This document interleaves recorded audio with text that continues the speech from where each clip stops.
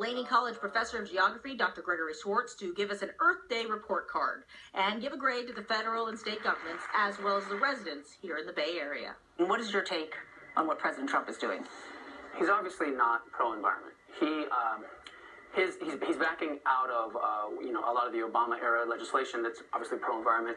He will, I believe, essentially back out of what we've done in the Paris Accord, which China incidentally just affirmed that they would continue what they agreed to in the Paris Accord, which is wonderful.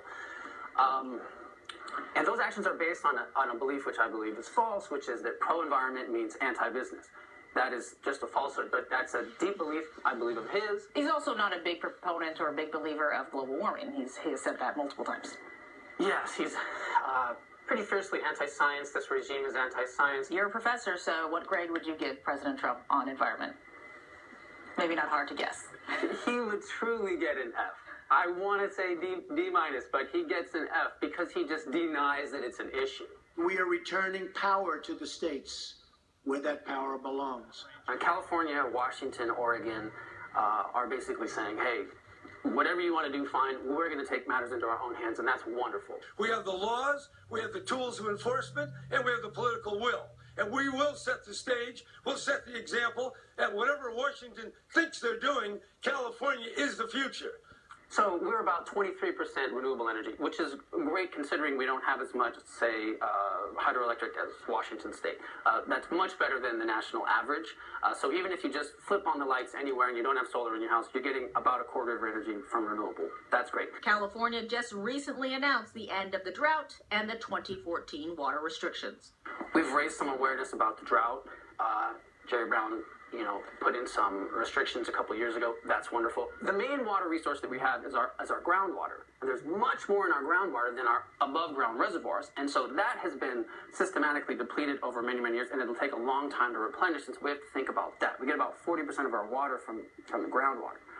And so that takes a long time to come back. So we do need, as he alluded to, long-term strategies. Give me a couple long-term strategies. Okay, so for drought, 80% of our water in California, for all purposes, goes to water crops.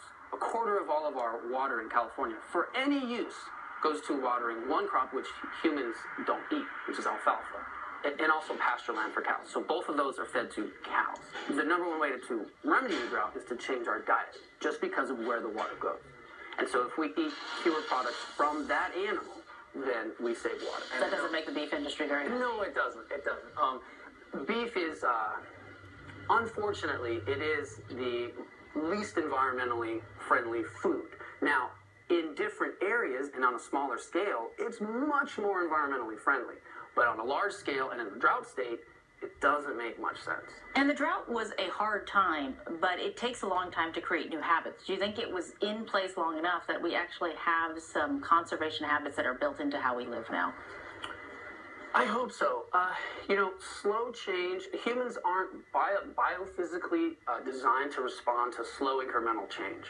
We're designed to respond to big jolts. And so what Jerry Brown did in 2014 was a big jolt. And I think that woke us up to a large degree. We will need more of those because we have a lot of patterns. We have an unlimited lifestyle consciousness in the U.S. Some self-regulation is okay. We do that when we eat and when we have a relationship where you don't just say whatever you want. There's some self-regulation that makes your life better.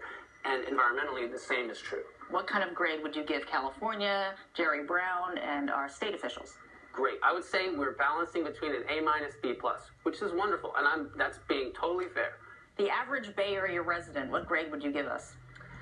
Average Bay Area resident compared to the average American, A minus. It's pretty good. Oh, the Bay Area. Pretty aware. Yeah. So on this Earth Day, do you feel hopeful or are you worried? I'm incredibly hopeful because I know that the solutions that we need are already here, and I know that every crisis is really part danger and part opportunity, like the Mandarin symbol. And so, it's a huge opportunity to fix things and be better than we ever were. Stay with us here on Bay Area People. Coming up on this Earth Day show, we take a look at the environmental cleanup efforts at two historic spots in the Bay Area, the Hunters Point Naval Shipyard and the Mare Island Naval Base. Tours of both sites when we come back.